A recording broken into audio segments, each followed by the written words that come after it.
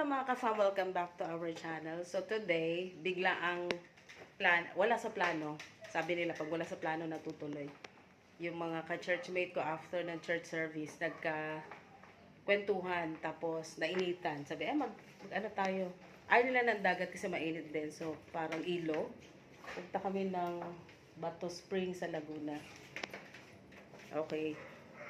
Thank you.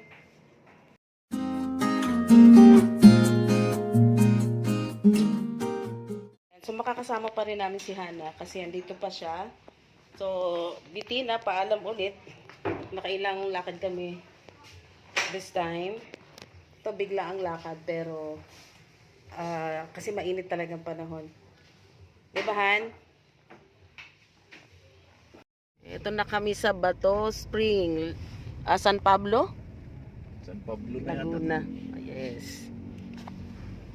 So, ang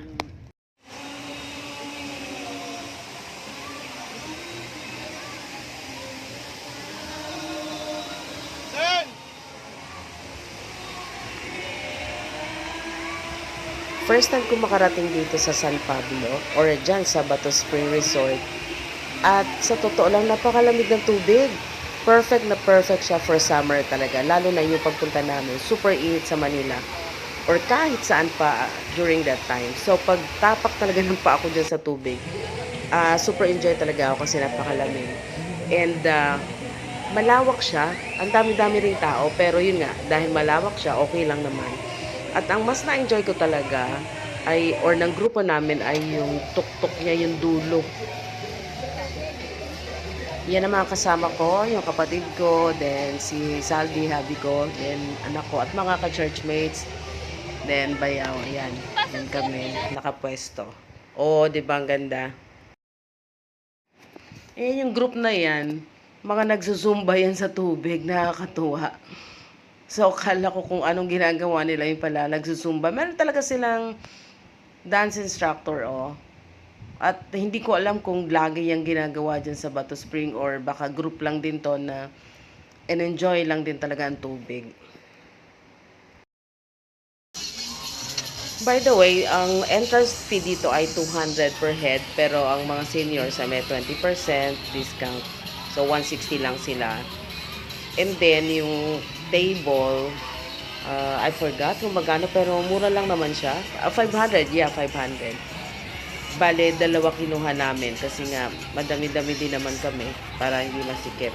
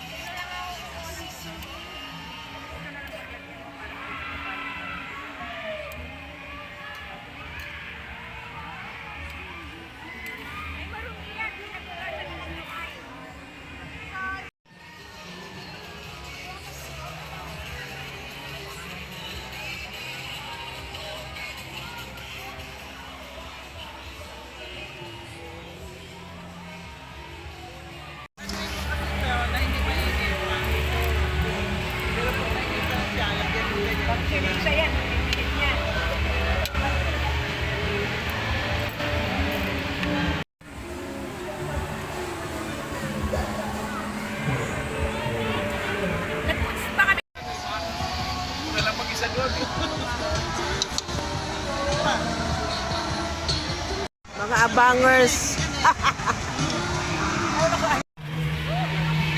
May talong, may ano pa mo?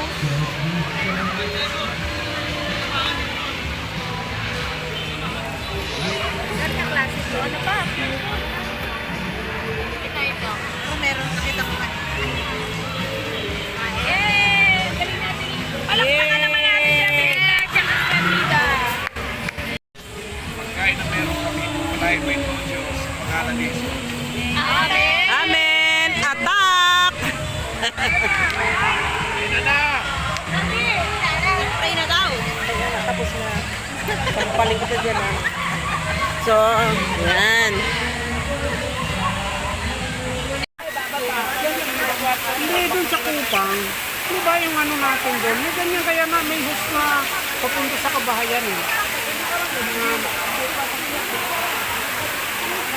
Yung pinanggalingan ng ano?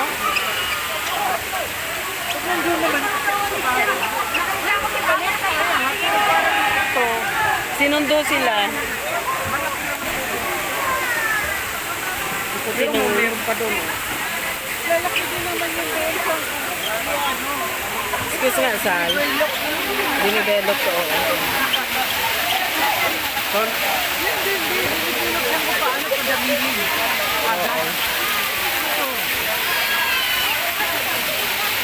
Kaya nga siguro may ano yan eh. May gano'n, no? Dito, pag gusto kung may susuplayan ng tubig na yan, dudugtungan dito Oo. sa linya dyan. Correct. Para makarating siya kung saan niya patatakbuhin.